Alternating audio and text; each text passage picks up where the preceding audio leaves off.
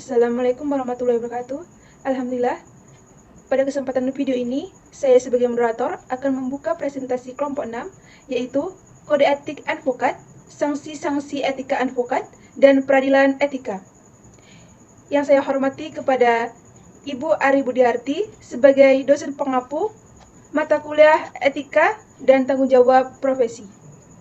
Sebelum itu, saya akan memperkenalkan dulu anggota kelompok 6 dengan saya sendiri Putri Marbinga, kemudian Angelika Febiola Effendi Putri Sormin, dan Rizda Aprisela. Penyampaian materi pertama akan disampaikan oleh Angelika. Silahkan. Baiklah, di sini saya akan menjelaskan tentang apa itu advokat. Advokat menurut Kode Etik Advokat Indonesia pada tahun 2002 pada bab 1, pasal 1 huruf A, advokat adalah orang yang berpraktek memberikan jasa hukum baik di dalam pengadilan maupun di luar pengadilan yang memenuhi persyaratan berdasarkan undang-undang yang berlaku, baik sebagai advokat, pengacara, penasihat hukum, pengacara praktek, ataupun sebagai konsultasi hukum. Lalu, pengertian advokat yang terdapat di dalam Undang-Undang Nomor 18 Tahun 2003 tentang advokat pada bab 1 pasal 1 ayat 1, yang dimana advokat adalah orang yang berprofesi memberikan jasa hukum baik di dalam maupun di luar pengadilan yang memenuhi persyaratan berdasarkan ketentuan undang-undang ini. Lalu pengertian advokat menurut Kitab Undang-Undang Hukum Acara Pidana yang terdapat pada bab 1 pasal 1 butir ke-13, yang dimana advokat ini di dalam KUH pidana ini dikenal dengan penasihat hukum. Penasihat hukum adalah seseorang yang memenuhi syarat yang ditentukan oleh atau berdasarkan undang-undang untuk memenuhi bantuan hukum. Di sini jasa hukum dari seorang advokat menurut Rapaun Rambe dapat berupa nasihat hukum, konsultasi hukum, legal audit, pembelaan baik di luar maupun di dalam pengadilan, serta pendampingan di dalam perkara-perkara pidana atau dalam arbitrase, perdagangan, dan juga perburuhan.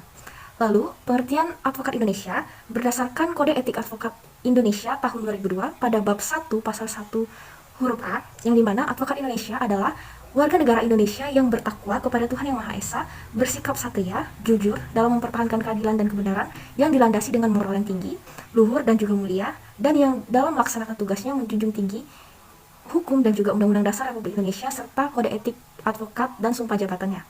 Lalu dasar hukum advokat Indonesia ini terdiri dari beberapa undang-undang, yaitu yang pertama Undang-Undang Dasar 1945 yang terdapat pada pasal 5 ayat 2, 10, 25, dan juga pasal 28. Lalu, terdapat juga di dalam Kitab Undang-Undang Hukum Pidana, Kitab Undang-Undang Hukum Perdata, Undang-Undang Nomor 8 Tahun 1981 tentang Hukum Acara Pidana yang terdapat pada pasal 54-56, Undang-Undang Nomor 39 Tahun 1999 tentang Hak Asasi Manusia, Undang-Undang Nomor 26 Tahun 2000 tentang Peradilan Hak Asasi Manusia, Undang-Undang Nomor 18 Tahun 2003 tentang advokat yang terdapat pada pasal 22 ayat 1-2, Undang-Undang Nomor 4 Tahun 2004 tentang kekuasaan kehakiman, dan juga HIA.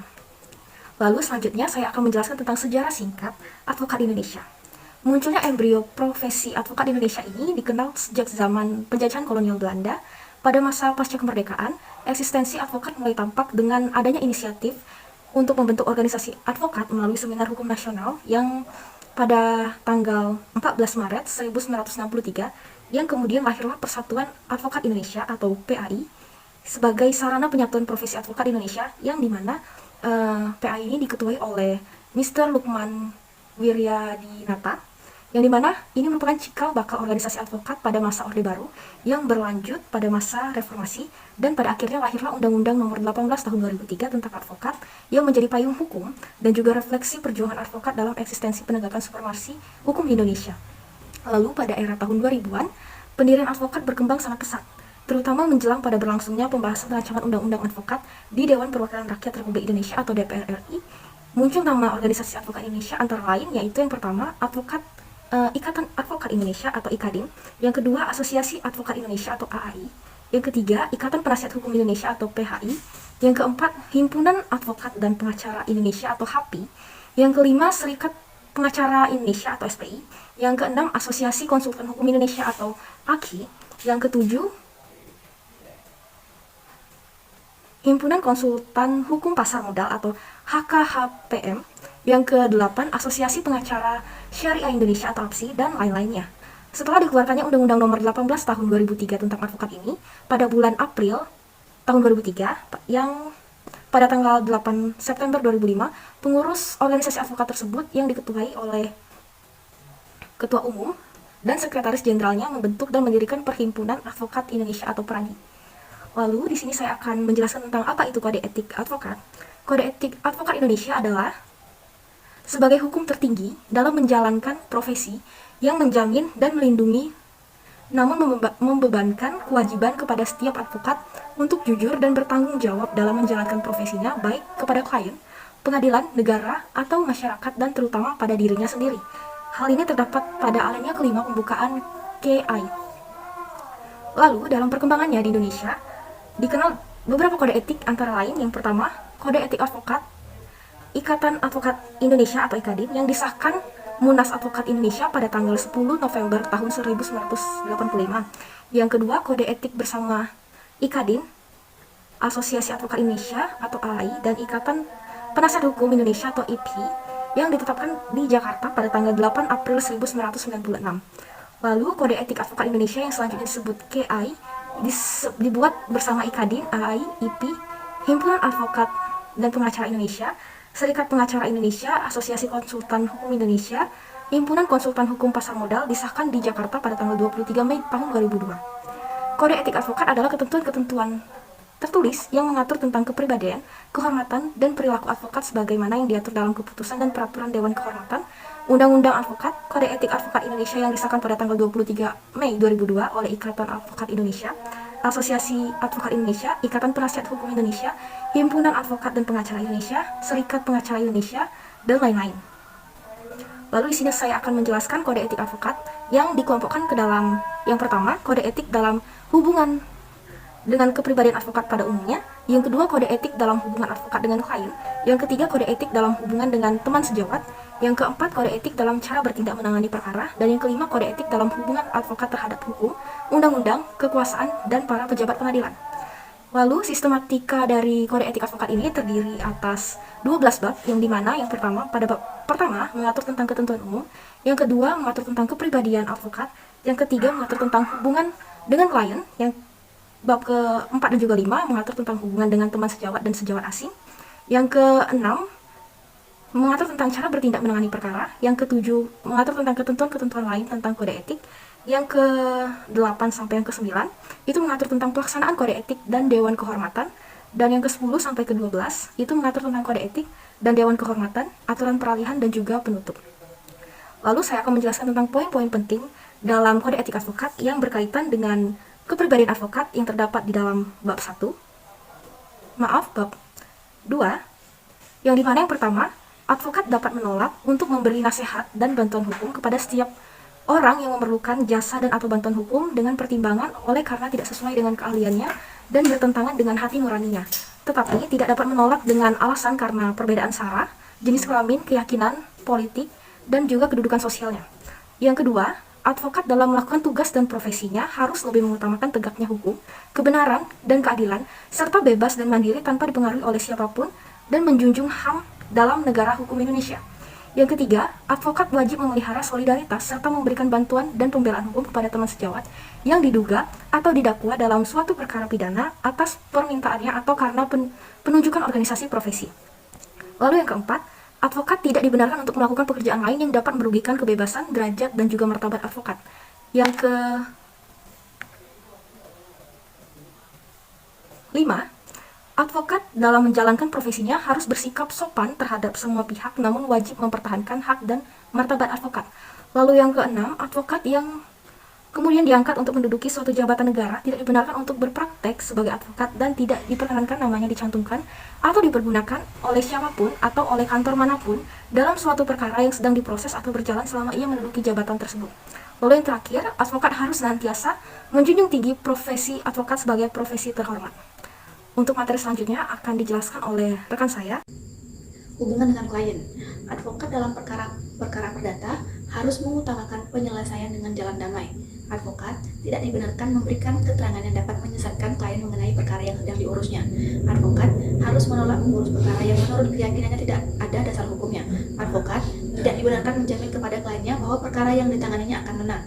Dalam menentukan besarnya honorarium, advokat wajib mempertimbangkan kemampuan klien. Advokat tidak dibenarkan membebani klien dengan biaya-biaya yang tidak perlu. Advokat dalam mengurus perkara cuma-cuma harus memberikan perhatian yang sama seperti pada perkara untuk mana ia menerima uang jasa. Advokat wajib memegang rahasia jabatan tentang hal-hal yang diberitahukan oleh klien secara kepercayaan dan wajib tetap menjaga rahasia itu setelah berakhirnya hubungan antara advokat dan klien itu. Advokat tidak dibenarkan melepaskan tugas yang dibebankan kepadanya pada saat yang tidak menguntungkan posisi klien atau pada saat tugas itu akan dapat menimbulkan kerugian yang tidak dapat diperbaiki lagi bagi klien yang bersangkutan, dengan tidak mengurangi ketentuan sebagaimana dimaksud dalam pasal 3 huruf A. Advokat yang mengurus kepentingan bersama dari dua pihak atau lebih harus mengundurkan diri sepenuhnya dari pengurusan kepentingan tersebut apabila di kemudian hari timbulnya pertentangan kepentingan antara pihak-pihak yang bersangkutan. Hak retensi advokat terhadap klien diakui sepanjang tidak akan menimbulkan kerugian kepentingan klien. Hubungan dengan teman sejawat dan sejawat asing. Hubungan antara teman sejawat advokat harus dilandasi sikap saling menghormati, saling menghargai, dan saling mempercayai. Advokat jika membicarakan teman sejawat atau jika berhadapan satu sama lain dalam sidang pengadilan, hendaknya tidak menggunakan kata-kata yang tidak sopan baik secara lisan maupun tertulis. Keberatan terhadap tindakan teman sejawat yang dianggap bertentangan dengan kode etik advokat harus diajukan kepada Dewan Kehormatan untuk diperiksa dan tidak dibenarkan untuk disiarkan melalui media massa atau cara lain. Advokat tidak diperkenankan menarik atau merebut seorang klien dari teman sejawat. Apabila klien hendak mengganti advokat, maka advokat yang baru hanya dapat menerima perkara itu setelah menerima bukti pencabutan pemberian kuasa kepada advokat semula dan berkewajiban mengingatkan klien untuk memenuhi kewajibannya apabila masih ada terhadap advokat semula. Apabila suatu perkara kemudian diserahkan oleh klien terhadap advokat yang baru, maka advokat semula wajib memberikan kepadanya semua surat dan keterangan yang penting untuk mengurus perkara itu, dengan memperhatikan hak retensi advokat terhadap klien tersebut. Advokat asing yang berdasarkan peraturan perundang-undangan yang berlaku menjalankan profesinya di Indonesia, tunduk kepada serta wajib mentaati kode etik ini. Cara bertindak menangani perkara. Surat-surat yang dikirim oleh advokat kepada teman sejawatnya dalam suatu perkara dapat ditunjukkan kepada hakim apabila dianggap perlu, kecuali surat-surat yang bersangkutan dibuat dengan membubuhi catatan sans prejudice. Isi pembicaraan atau korespondensi dalam rangka upaya perdamaian antar advokat akan tetapi tidak berhasil, tidak dibenarkan untuk digunakan sebagai bukti di muka pengadilan.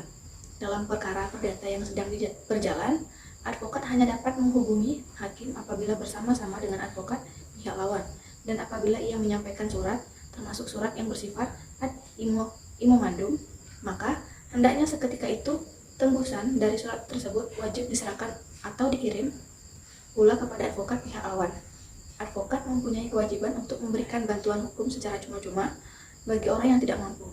Dalam perkara pidana yang sedang berjalan, advokat hanya dapat menghubungkan wakil hakim apabila bersama-sama dengan jaksa penuntut umum. Advokat tidak dibenarkan mengajari atau mempengaruhi saksi-saksi yang diajukan oleh pihak lawan dalam perkara perdata atau oleh jaksa penuntut umum dalam perkara pidana. Apabila advokat mengetahui bahwa seseorang telah menunjuk advokat mengenal suatu perkara tertentu, maka hubungan dengan orang itu mengenai perkara tertentu tersebut hanya boleh dilakukan melalui advokat tersebut. Advokat bebas mengeluarkan pernyataan atau pendapat yang dikemukakan dalam sidang pengadilan dalam rangka pembelaan dalam suatu perkara yang menjadi tanggung jawabnya, baik dalam sidang terbuka maupun dalam sidang tertutup. Advokat wajib menyampaikan pemberitahuan tentang putusan pengadilan mengenai perkara yang ia tangani kepada kliennya pada waktunya. Poin-poin penting dalam kode etik advokat Indonesia. Profesi advokat adalah profesi yang mulia dan terhormat, dan karenanya dalam menjalankan profesi selaku penegak hukum di pengadilan sejajar dengan jaksa dan hakim yang dalam melaksanakan profesinya berada di bawah perlindungan hukum, undang-undang, dan kode etik ini. Pemasangan iklan untuk menarik perhatian orang adalah dilarang, termasuk pemasangan papan nama dengan ukuran dan atau bentuk yang berlebih-lebihan. Kantor advokat atau cabangnya tidak dibenarkan di suatu tempat yang dapat merugikan kedudukan dan martabat advokat. Advokat tidak dibenarkan mengizinkan orang yang bukan advokat mencantumkan namanya sebagai advokat di papan nama kantor advokat atau mengizinkan orang yang bukan advokat tersebut untuk memperkenalkan dirinya sebagai advokat. Advokat tidak dibenarkan mengizinkan karyawan-karyawannya yang tidak berkualifikasi untuk mengurus perkara atau memberi nasihat hukum kepada klien dengan lisan atau dengan tulisan. Advokat tidak dibenarkan melalui media massa mencari publisitas bagi dirinya dan atau untuk menarik perhatian masyarakat mengenai tindakan-tindakannya sebagai advokat mengenai perkara yang sedang atau telah ia tangani, kecuali apabila keterangan-keterangan yang ia berikan itu bertujuan untuk menegakkan prinsip-prinsip hukum yang wajib diperjuangkan oleh setiap advokat. Advokat dapat mengundurkan diri dari perkara yang akan dan atau diurusnya apabila timbul perbedaan dan tidak dicapai kesepakatan tentang cara penanganan perkara dengan kliennya. Advokat yang sebelumnya pernah menjabat sebagai hakim atau panitera dari suatu lembaga peradilan tidak dibenarkan untuk memegang atau menangani perkara yang diperiksa pengadilan tempatnya terakhir bekerja selama 3 tahun semenjak ia berhenti dari pengadilan tersebut. Pelanggaran kode etik adalah tindakan atau perilaku yang dilakukan oleh seorang profesi di mana ia tidak mencerminkan profesinya sebagaimana seharusnya ia berbuat dan menjamin mutu profesi itu di mata masyarakat. Bentuk pelanggaran kode etik advokat yang pertama, mengabaikan atau menelantarkan kepentingan kliennya. Yang kedua, berbuat atau bertingkah laku yang tidak patut terhadap lawan atau rekan seprofesinya. Yang ketiga, bersikap, bertingkah laku, bertutur kata atau mengeluarkan pernyataan yang menunjukkan sikap tidak hormat terhadap hukum, peraturan perundang-undangan atau pengadilan. Yang keempat, berbuat hal-hal yang bertentangan dengan kewajiban, kehormatan, atau harkat dan martabat profesinya. Yang kelima, melakukan pelanggaran terhadap peraturan perundang-undangan dan atau perbuatan tercela. Dan yang keenam, melanggar sumpah atau janji advokat dan atau kode etik profesi advokat. Pelanggaran kode etik advokat. Menurut Barimbing, cara-cara kotor yang sering kali dilakukan oleh advokat dalam proses peradilan yaitu: yang pertama, jadi penghubung atau pelaku dalam melakukan kolusi dengan aparat hukum seperti penyidik, penuntut umum, dan hakim. Yang kedua, membuat dalih yang membelokkan permasalahan pokok, mengaburkan permasalahan hukum atau melanggar kode etik profesi.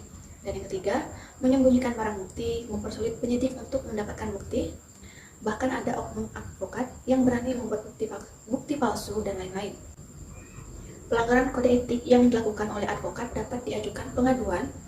Pengaduan dapat diajukan pihak-pihak yang berkepentingan dan merasa dirugikan, yaitu klien, teman sejawat advokat, komisi pengawas, pejabat pemerintah, anggota masyarakat, dewan pimpinan pusat, daerah, cabang, dari organisasi profesi di mana teradu menjadi anggota. Pengaduan harus disampaikan secara tertulis, disertai dengan alasan-alasannya kepada Dewan Kehormatan Daerah atau kepada Dewan Pimpinan Pusat di mana teradu menjadi anggota. Penindakan tersebut dilakukan oleh Dewan Kehormatan Organisasi Advokat sesuai dengan kode etik profesi advokat. Dewan Kehormatan Organisasi Advokat memeriksa dan mengadili pelanggaran kode etik profesi advokat berdasarkan tata cara Dewan Kehormatan Organisasi Advokat. Sanksi-sanksi kode etik advokat yang terdapat dalam pasal 16 Kode Etik Advokat Indonesia tahun 2002. Yang pertama, peringatan biasa bila mana sifat pelanggarannya tidak berat. Yang kedua, peringatan keras bila mana sifat pelanggarannya berat atau karena mengulangi kembali pelanggaran kode etik dan atau tidak mengindahkan sanksi peringatan yang pernah diberikan. Yang ketiga, pemberhentian sementara untuk waktu tertentu selama 3-12 bulan bila mana sifat pelanggarannya berat, tidak mengindahkan dan tidak menghormati ketentuan kode etik atau bila mana setelah mendapat sanksi berupa peringatan keras masih mengulangi melakukan pelanggaran kode etik. Pemberian sanksi ini harus diikuti dengan larangan untuk menjalankan profesi advokat di luar maupun di muka pengadilan, dan terhadap mereka yang dijatuhi sanksi pemberhentian sementara disampaikan kepada Mahkamah Agung untuk diketahui dan dicatat dalam daftar advokat. Dan yang terakhir, pemecatan dari keanggotaan organisasi profesi bila mana dilakukan pelanggaran kode etik dengan maksud dan tujuan merusak citra serta martabat kehormatan profesi advokat yang wajib dijunjung tinggi sebagai profesi yang mulia dan terhormat. Terhadap mereka yang dijatuhi sanksi pemecatan dari keanggotaan organisasi profesi disampaikan kepada Mahkamah Agung untuk diketahui dan dicatat dalam daftar advokat. Baiklah, selanjutnya prosedur pemeriksaan dan mengadili pelanggaran kode etik advokat Indonesia. Yang pertama, mengajukan pengaduan. Adanya pengaduan yang diajukan oleh pihak-pihak yang berkepentingan dan merasa dirugikan, yaitu klien, teman sejawat, advokat, komisi pengawas, pejabat pemerintah, anggota masyarakat, dewan pimpinan pusat atau daerah, atau cabang, atau organisasi profesi di mana teradu menjadi anggota. Pengaduan tersebut harus disampaikan secara tertulis disertai dengan alasan-alasannya kepada Dewan Kehormatan Daerah atau kepada Dewan Pimpinan Pusat di mana teradu menjadi anggota. Bila mana di suatu tempat tidak ada Dewan Pimpinan Daerah, cabang, organisasi, pengaduan disampaikan kepada Dewan Kehormatan Daerah terdekat atau langsung ke Dewan Pimpinan Pusat. Yang kedua, menyampaikan surat pemberitahuan setelah Dewan Kehormatan Daerah menerima pengaduan tertulis yang disertai dengan surat-surat bukti. Selanjutnya, Dewan Kehormatan Daerah menyampaikan surat pemberitahuan selama-lamanya dalam waktu 14 hari dengan surat kilat khusus atau tercatat kepada teradu tentang adanya pengaduan dengan menyampaikan salinan atau kopi surat pengaduan tersebut. Yang ketiga, pihak teradu memberi jawaban selama-lambatnya dalam waktu 21 hari pihak teradu harus memberikan jawabannya secara tertulis kepada Dewan Kehormatan Cabang atau daerah yang bersangkutan, disertai surat-surat bukti yang dianggap perlu. Yang keempat, memberikan surat peringatan dalam 21 hari tersebut teradu tidak memberikan jawaban tertulis. Dewan Kehormatan Daerah menyampaikan pemberitahuan kedua dengan peringatan bahwa apabila dalam waktu 14 hari sejak tanggal surat peringatan tersebut ia tetap tidak memberikan jawaban tertulis, maka ia dianggap telah melepaskan hak jawabnya. Yang kelima, jika teradu tidak menyampaikan jawabannya, dalam hal teradu tidak menyampaikan jawaban dan dianggap telah melepas hak jawabnya, Dewan Kehormatan Daerah dapat segera menjatuhkan putusan tanpa kehadiran pihak-pihak yang bersangkutan. Yang keenam, jika teradu menyampaikan jawaban dalam hal jawaban yang diadukan telah diterima, maka Dewan Kehormatan dalam waktu selambat-lambatnya 14 hari menetapkan hari sidang dan menyampaikan panggilan secara patut kepada pengadu dan kepada teradu untuk hadir di persidangan yang sudah ditetapkan. Panggilan-panggilan tersebut harus sudah diterima oleh yang bersangkutan paling lambat 3 hari sebelum hari sidang yang ditentukan. Prosedur pemeriksaan dan mengadili pelanggaran Kode Etik Advokat Indonesia, Dewan Kehormatan Daerah, persidangan dengan majelis yang terdiri dari sekurang-kurangnya atas 3 orang anggota yang salah, 1 merangkap sebagai ketua majelis tetapi harus berjumlah ganjil. Yang ketujuh, pengambilan keputusan. Setelah memeriksa dan mempertimbangkan pengaduan, pembelaan, surat-surat bukti, dan keterangan saksi-saksi, maka Majelis Dewan Kehormatan mengambil keputusan yang dapat berupa: pertama, menyatakan pengaduan dari pengadu tidak dapat diterima. Yang kedua, menerima pengaduan dari pengadu dan mengadili serta menjatuhkan sanksi-sanksi kepada teradu. Yang tiga, menolak pengaduan dari pengadu. Sidang dilakukan secara tertutup, sedangkan keputusan diucapkan dalam sidang terbuka. Dalam hal pengadu atau teradu tidak puas dengan keputusan Dewan Kehormatan Daerah, ia berhak mengajukan permohonan banding atas keputusan tersebut kepada Dewan Kehormatan Pusat. Baiklah, itu saja yang dapat saya sampaikan. Kurang lebihnya saya mohon maaf. Kepada Allah saya mohon ampun. Demikianlah video presentasi dari kelompok 6. Mohon maaf jika kekurangan. Kepada Allah saya mohon ampun. Wabillahi taufiq wal hidayah.